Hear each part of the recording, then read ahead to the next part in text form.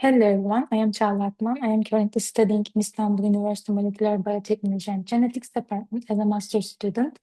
Thank you very much for this opportunity. In this project, we focus the cloning and the expression of the Ananas bromelain gene in Escherichia coli. Plants have been one of the main resources for the pharmaceutical and the chemical industries for centuries due to the enzymes and the raw materials they contain.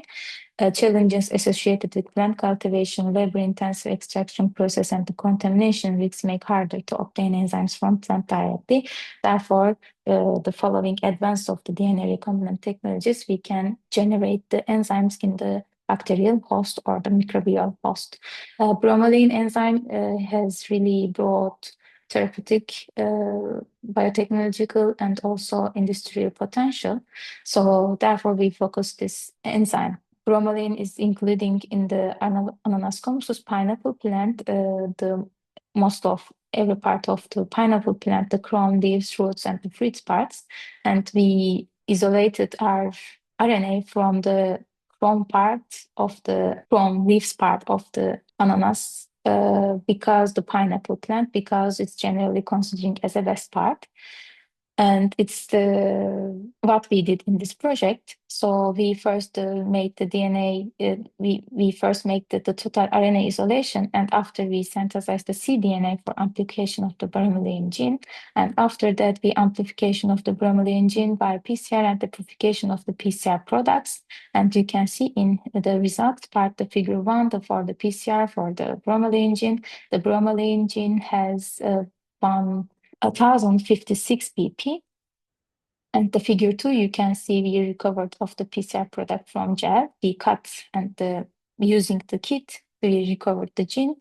And then we, using these gene parts, the cloned and the transformed of the bromelain into the Topota and the PET100D topo vectors. Topota is the cloning vectors and the PET100D is the expression vectors. There's a shim in here, you can see.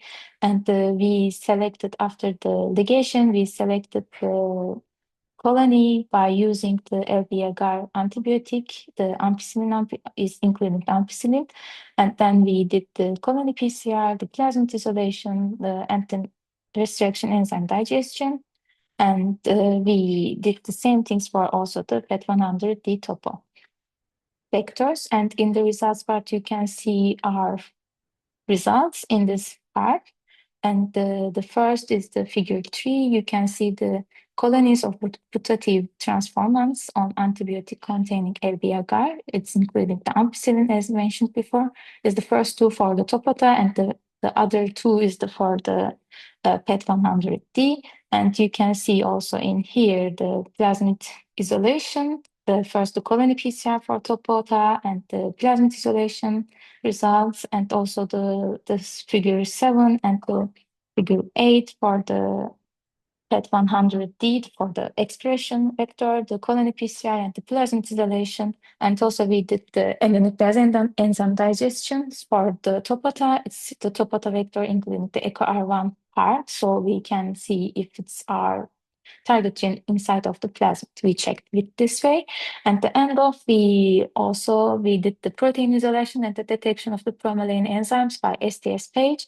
We induct with the IPTG and we use water as a control. We collect the sample, the 0 to 4 and 6 hours, and we check on the STS page if our gene is in here, and in our bromelain enzyme in here. And we are actually expecting to see the around 43, but we couldn't see. So therefore, we also used in the supernatant and pellet for the protein isolation, but we couldn't get it.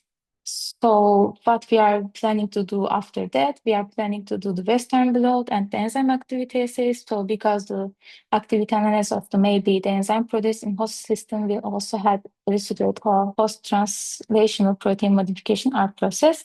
Thank you very much for listening.